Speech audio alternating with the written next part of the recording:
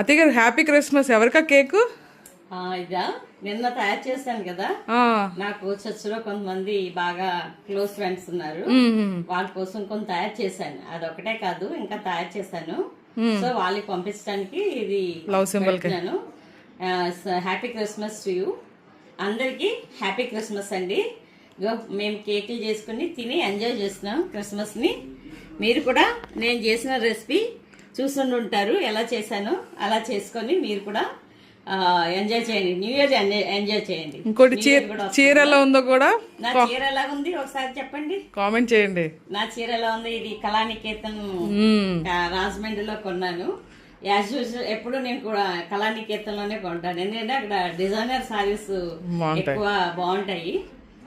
నేను ప్రతి క్రిస్మస్ కి న్యూ ఇయర్ కి ఏ సారీస్ అయినా అక్కడే కొంటాను. మరి కేక్ చాలా చాలా బాగుంది, బాగా కుట్టించుకున్నారు.